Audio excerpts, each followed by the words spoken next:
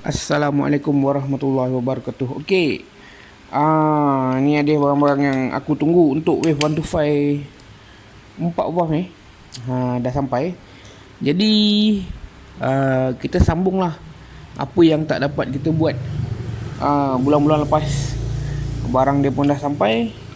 Nanti aku akan ceritakanlah satu persatu tentang barang-barang motor ni Okay, macam biasa, enjin Wave 125 ni menggunakan crankshaft jack rod 3.5 dari brand Shark, tetapi rod kita tukar menggunakan rod 103 dia punya panjang piston menggunakan 65 mm, dan bahagian clutch dia menggunakan clutch tangan. Dia menggunakan ni auto stopper asal dia besar, tapi aku buat bagi dia kecil. Berat dia 920 tak silap aku, 920 gram. Lepas tu stopper dia asal tak ada skru, jadi aku buat skru supaya dia boleh ikat lah dekat bawah ni. Bawah ni tengok je aku angkat, supaya dia boleh ikat lebih kuat lah. Dan dia tidak bergantung pada welding ni sajalah. Welding ni saja kalau tak buat lubang ni bagi aku bahaya jugalah, sebab senang tercabut lah. Jadi buat skru ni tanam skru semualah. Ada 3 tempat aku tanam skru, macam auto yang standard dia punya lah. Tapi dia menggunakan stopper. Okey. Masalah casing clutch ni tu hari disebabkan ni bila aku pasang siap-siap, benda ni bila kita tekan clutch dia termasuk dalam ni. Dia boleh masuk. Jadi bila kita tekan press clutch, kerap dia terus masuk. Jadi clutch tu tak berfungsi lah. Yang ni pun semalam tu hari aku buka benda ni, terpatah pula. Satu hal lah. Tak apalah. Lepas tu aku cari barang dia. Untuk gunakan ni. Dia punya ni bearing kecil lah. Ada rakan-rakan dari buat komen dekat YouTube channel aku. Dia cakap, bang tukar yang kecil. Jadi dengan saran dia orang, aku carilah penutup ni yang bearing dia lubang kecil. Okey, barang dia dua barang yang berbeza bentuk sama. Tapi yang bezakan dia ni, yang ni luar dia ni kecil, dalam dia besar. Kalau yang ni luar dia ni besar dan bearing dia saya, dalam bearing dia ni kecil. Jadi bush yang tolak clutch ni boleh duduk baik-baik tanpa dia masuk dalam lubang ni jadi dia tak boleh masuk dalam lubang ni. Dia boleh duduk baik-baik nampak? Okey, nampak dia boleh duduk baik-baik macam ni jadi ini boleh kita boleh guna clutch tangan mengangkut casing. Ini adalah penutup yang baru. Yang ni luar dia ni besar, dalam dia ni kecil. Ini perbezaan dia. Kalau yang lagi satu ni, luar dia ni kecil, dalam dia ni besar. Tengok aku keluarkan bearing yang ni, korang tengok. Aku comparekan. Yang ni masuk kat sini dia longgar. Nampak? Okey, yang ni Wave 125 punya. Yang ni aku pakai Wave 125S punya. Dia beza sikit lah. Pakai Wave 125S. Dekat kotak pun tadi dia tulis Wave 125S lah. Tapi orang tu tak bagi kat aku lah dia punya kotak tu. Dia boleh duduk benda ni baik-baik Jadi kita boleh menggunakan casing clutch tangan. Okey, boleh faham Okey, jom kejap lagi aku nak pasang benda ni.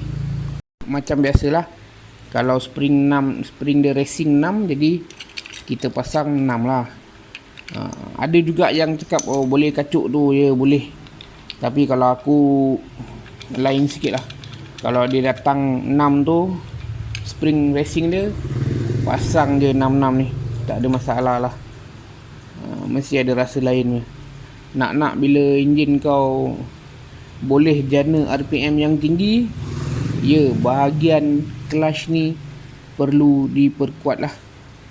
Kalau takut nanti bila kau bawa, dia akan jadi lebih meleret tu pasal dia datang 6. Bila datang 6 pasang 6. Ada juga aku dengar rakan-rakan cakap pasang 3 remok. Okey, itu pada pendapat masing-masing lah. Mungkin takut keras ke apa ke, macam tu habis kurang. Tapi kalau aku pasang, kalau dia datang 4 ke 6 ke, aku pasang ni semua tu. Tak ada kroni ni. Semua pasang yang racing. Tu kalau akulah. Okey, jom kita lanjut pasang.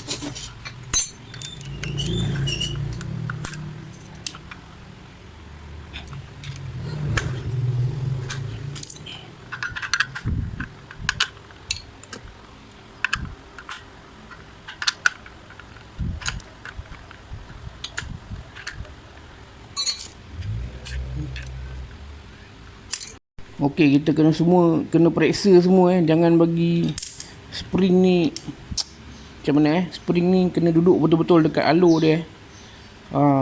Jangan bagi dia sengit-sengit semua, sebabnya akan apa, fungsi dia tak cantik lah. Dia ada alur dia tu, dia ada petak dia tu, betul-betul masuk lah. Jangan biarkan dia lari daripada landasan penutupnya.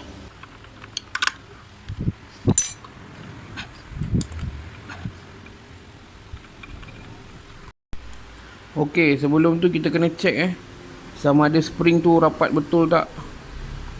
Tengok spring tu ada gap tak antara spring dengan spring. Bila tak ada gap ni masalah Bila tak ada gap masalah, sebab nanti kau tekan clutch tak ada. Jadi kau mesti ada spring tu tak terlampau rapat. Makna antara spring tu adalah gap dia dalam 1 ke 2 mm. Antara gelung spring tu mesti ada. Kalau rapat semua memang tak jadi lah. Rapat semua memang tak jadi lah. Tengok dia ada gap dia. Gap dia nampak tu. Antara gelung pertama, gelung kedua dia ada gap 1-2 mm. Yang ni semua penting sebab kau nak tekan kelas nanti. Kalau tak nanti tak boleh. Adalah 2-3 barang nak kena tengok. Kadang-kadang skru ni pun nak kena tengok kan ni. Kalau tinggi sangat pun tak guna kat ni. Waktu dia tekan kelas tu, bearing dah kena dekat skru ni. Ni benda-benda ni semua nak kena check lah. Bahagian kelas tengok macam mana kita nak adjust benda-benda ni. Sebab ini adalah modified, bukan PMP. Kena faham benda-benda macam tu lah. Jadi bila korang tarik clutch, dia tersangkut, terbataskan, lepas tu tak ada clutch apa semua. Benda-benda ni kena check balik lah sebab barang-barang aftermarket ni tak sesuai kalau kita nak PMP sebenarnya. Walaupun dia cakap pasang saja, try pasang saja tanpa adjust apa-apa lah.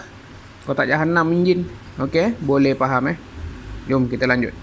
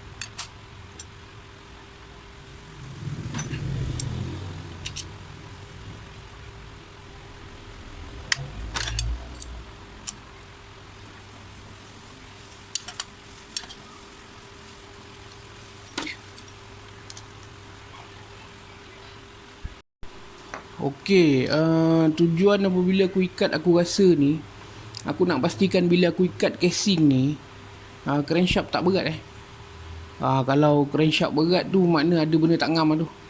Bila kita tutup casing ni, kita kena rasa crankshaft tu berat tak. Kalau dia tak berat makna dia okey lah. Tapi kalau dia berat, ada benda tak kena lah tu kan. Tu pasal bila aku ikat, aku rasa crankshaft lah. Itu salah satu cara aku lah. Tapi tak tahulah, kalau korang ada cara yang lebih expert, yang lebih padu, boleh cerita dengan aku lah macam mana kan. Tapi ini adalah cara aku. Aku akan ikat dan aku akan rasa crankshaft tu berat tak. Okay.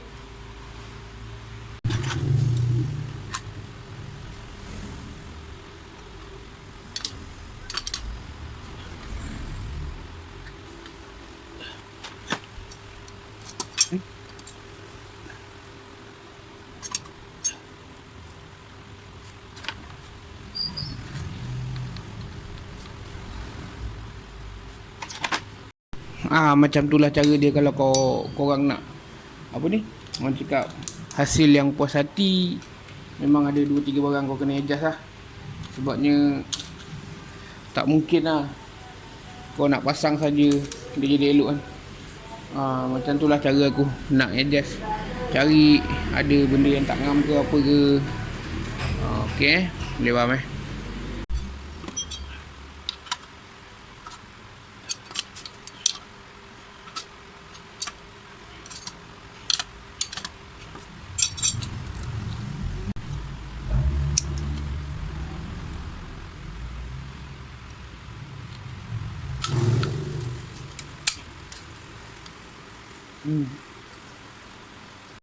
Okey, alhamdulillah clutch dia sempurna lah.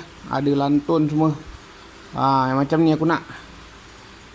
Daripada yang bulan-bulan lepas kita buat bush tu terus kosong. Rupanya bush tu dah masuk dalam bearing tu lah. Jadi yang ni cantik. Cun Cina. Okey, boleh faham macam ni lah yang kita perlukan untuk pasang kelatangan lah. Okey, aku dah selesai test kat sebelah ni. Kita tengok apa benda lagi yang boleh buat.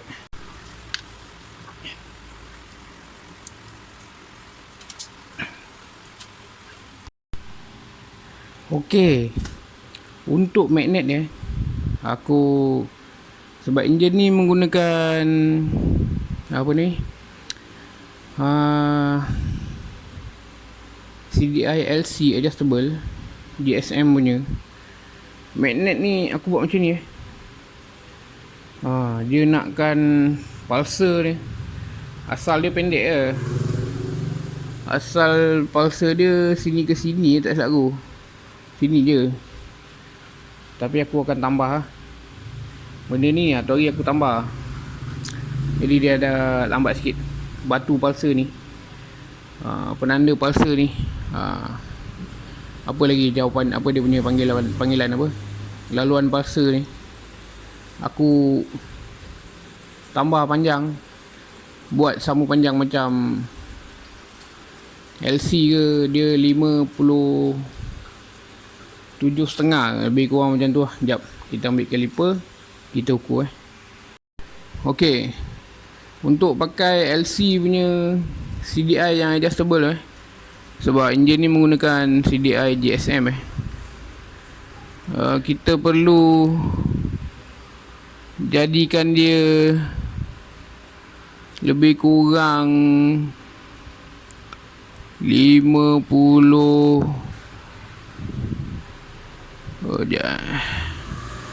okey, 57.5 dia punya batu pulser tu. Lebih kurang 57.4.5 plus minus.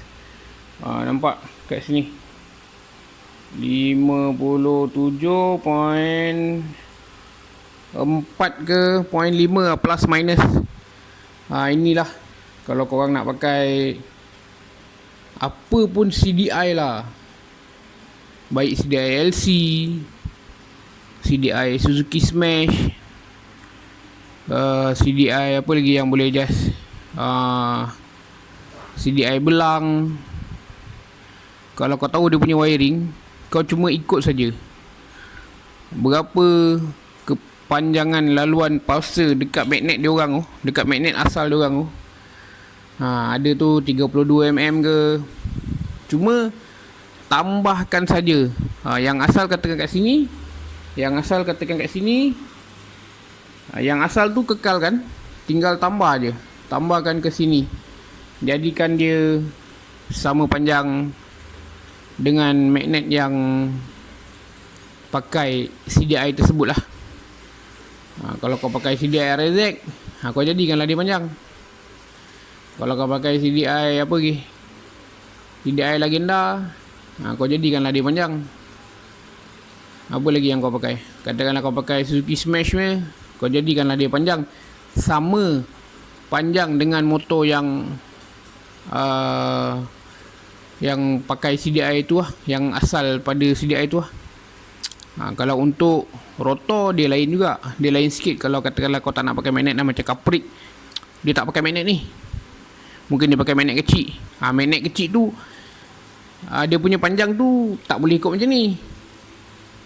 Kau kena tengok dia punya sudut tu juga. Katakanlah diameter dia dah besar ni, berapa dia punya shape turun dia tu. Itu je lah kau pakai. Katakanlah kau pakai CDI yang boleh adjust apa benda-benda ni. Sepanjang tu lah. Nantilah kalau ada peluang untuk buat magnet yang lebih kecil, mungkin aku akan tunjukkan lah macam mana kau nak aplikasikan magnet yang lebih kecil pada CDI yang kau nak pakai lah. Tapi jarang lah. Kalau motor-motor sprint boleh lah. Okay, inilah barang dia yang aku tunggu dengan bahagian casing kelas tu. Lepas tu kejap lagi kita ukur lah sama ada apa timing chain yang sesuai yang kita nak pakai dekat enjin ni lah. Ok, jom kita lanjut. Ok, yang macam aku cakap tadi enjin jangan ketat macam ni dia ok, dia senang nak berpusing. Macam ni dia ok. Jadi penting waktu bila kita pasang casing apa ke, enjin jangan ketat lah. Bila enjin tak ketat dia akan jadi apa lah, macam ni normal lah. Dia senang berpusing kiri kanan, tak ada tersangkut tu, tak mau. Biar dia loose macam ni cantik lah. Ok okay, jom kita lanjutkan pengukuran untuk timing chain. Ok, kat sini aku ada 2-3 timing chain Yang ni 90 Class 1 punya. Yang ni Class 1 punya Ok, yang ni 92. Yang EX5 Jet 3 92 lah. 92 Yang ni dari brand IKK 94. Pun yang jet road ni lah. Ok, sebab apa aku tak pakai asal dia punya timing chain? Sebab ingat gigi ni kita dah tukar future ni. Gigi ni kita dah tukar Honda Future ni. Gigi ni nampak gigi ni aku bagi terang sikit.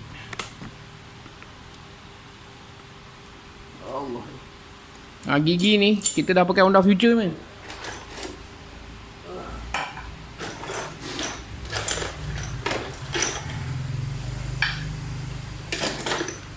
Honda Future punya dia tak pakai silent chain ni adalah mata gigi asal untuk rantai timing chain asal untuk Wave 125 asal punya.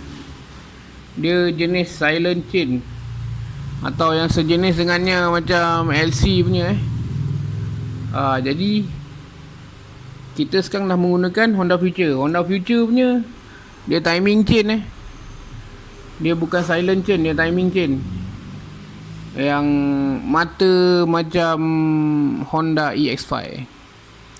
Itu pasal bila sebab dia punya gigi head dia, gear atas dia pakai Future Jadi tak boleh lah kalau kita nak pakai silent chain macam Wave 125 punya. Harap apa yang aku bagi tahu ni korang faham lah. Jangan ingat Wave 125 dengan EFI sama tak sama Okey lah, jom kita lanjut ukur. Okey, enjin ni menggunakan piston saiz 65mm 65mm. Kita pasang dulu lah. Nanti kita kena alter balik dia punya dome semua ni sebab dia 4 valve ni. Tak tahu, tengok lah sama ada kita akan pakai piston yang ni atau piston yang lain lah. Okey, sekarang ni kita dah pasang dia punya piston. Kita adjust dia dekat TDC lah. Okey, ni TDC dia. Kita masukkan spacer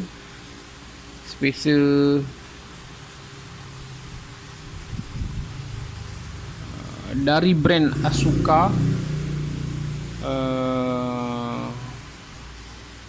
7mm 7mm. Okey, ni blok dia.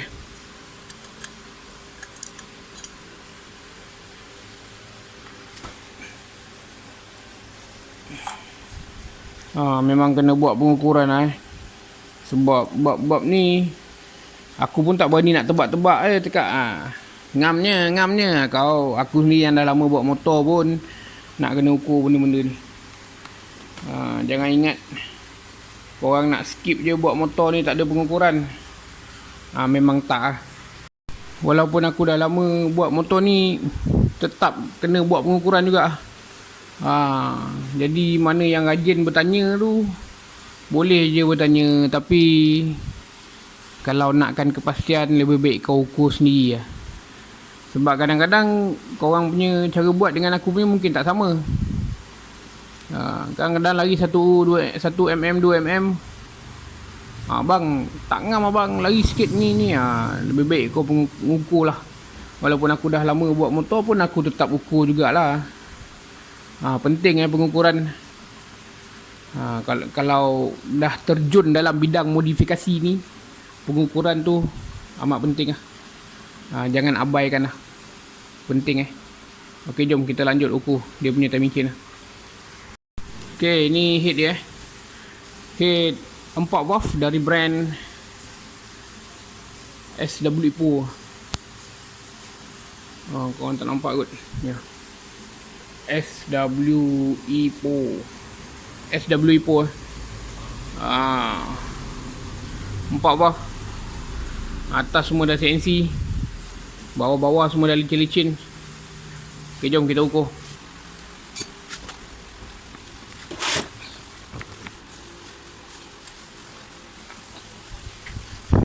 Okey, kita ambil dulu 90. Tengok kita ukur macam mana. Boleh lulus tak boleh lulus timing chain saiz 90 ni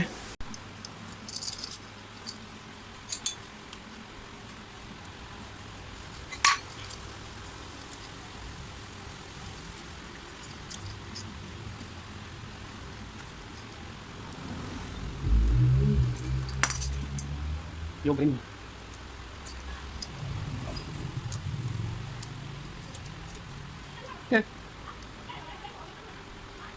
Mampus.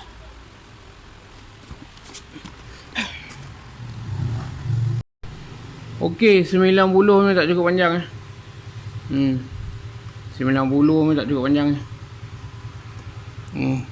memang tak cukup panjang kalau macam ni keadaan dia. Okey, jom kita try yang lain pula Kita try timing chain yang lain pula.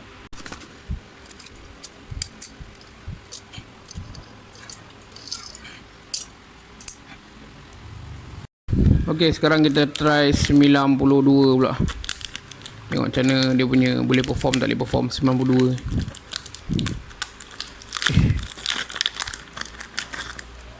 92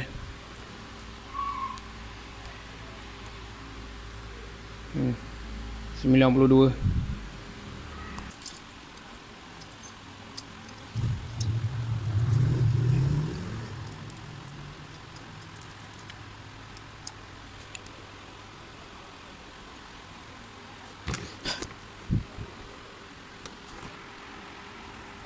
Tengok.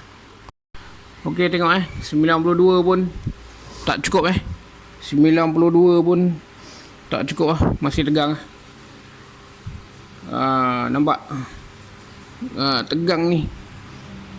Tegang. Tak boleh, 92 tak boleh. Okay, kita try timing chain yang lain pula.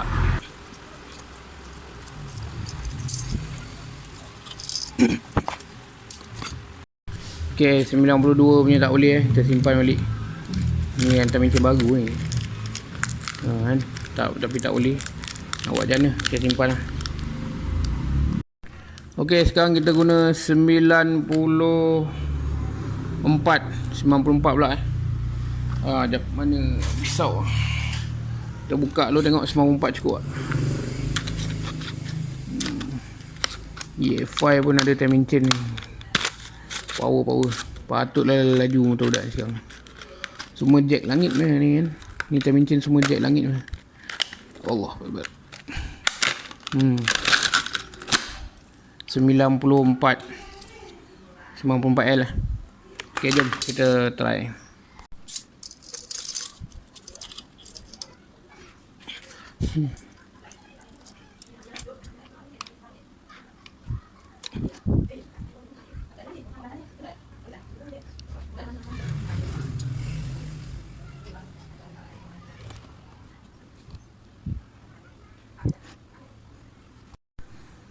Okey,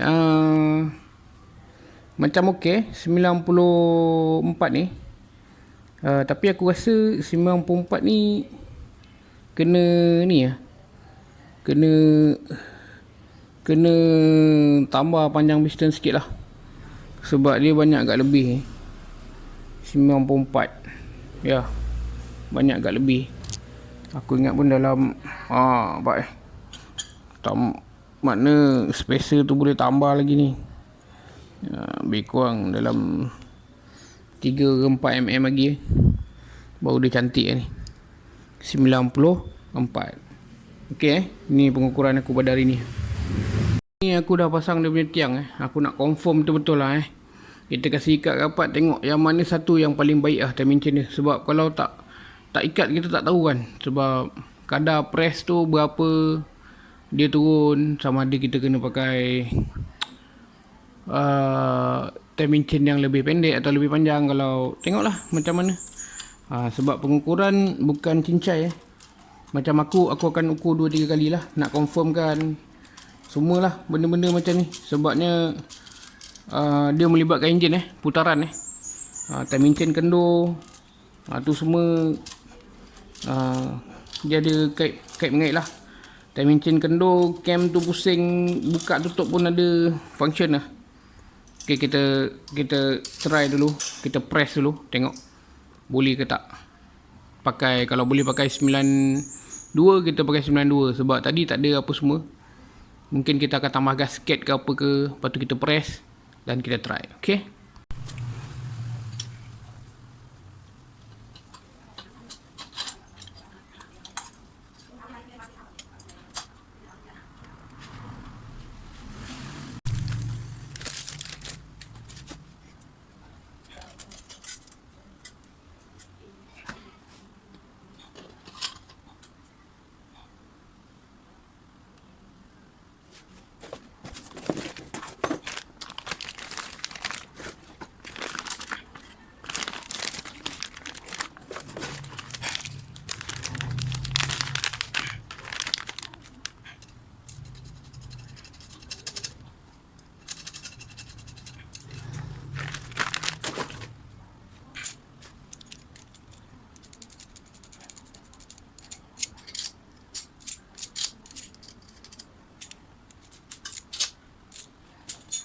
Okey, sekarang ni aku dah pasang ni. Aku nak cuba pasang dia punya lidah semua untuk tengok ngam tak ngam untuk timing chain 94 ni Okey.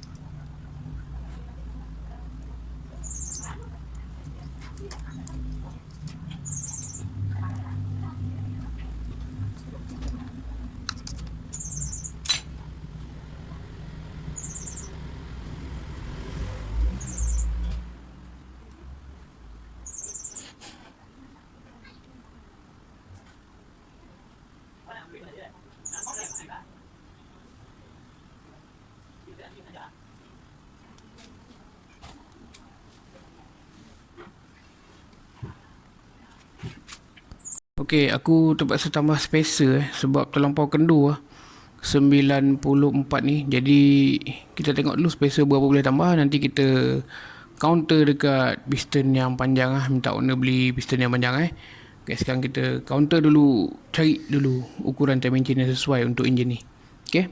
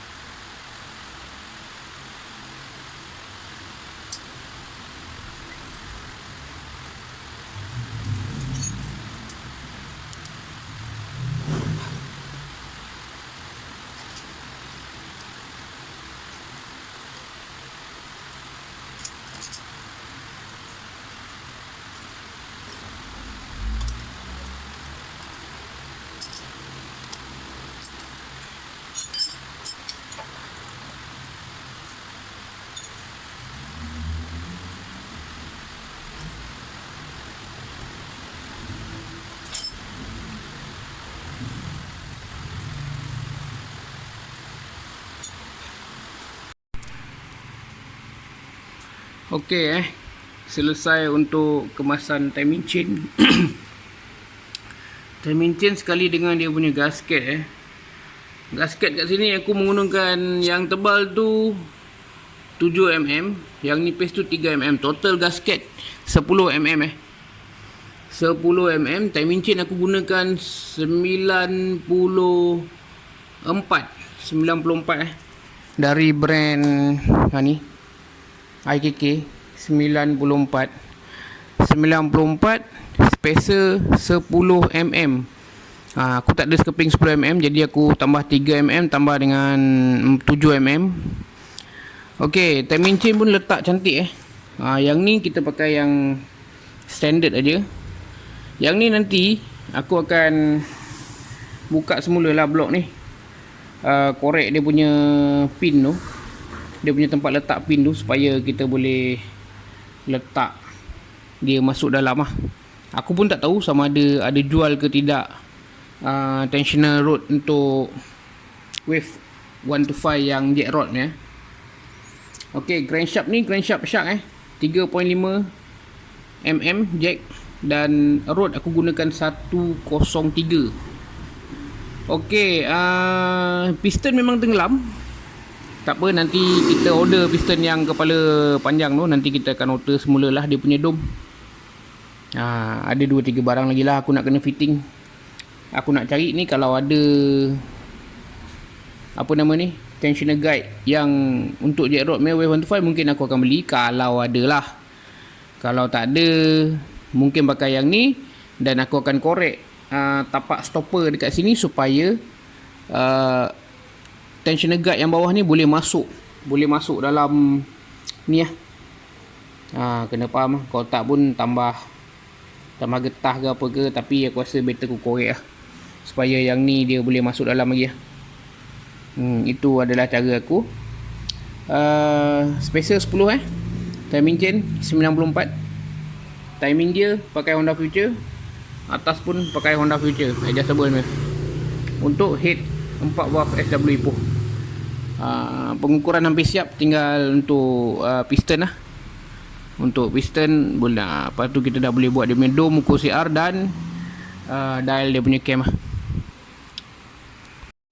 Ok, rakan-rakan boleh tengok baik-baik dia tak terlampau apa, rapat antara ni antara atas dan bawah. Normal, macam ni normal. Bila dia terlampau rapat tu pun masalah kat tu. Jadi kita kena counter dekat piston lah, benda-benda macam ni. Spacer 10, 7 dan 3 mm, block 65, head 4 valve. Timing dia NK Racing NK Racing. Ok,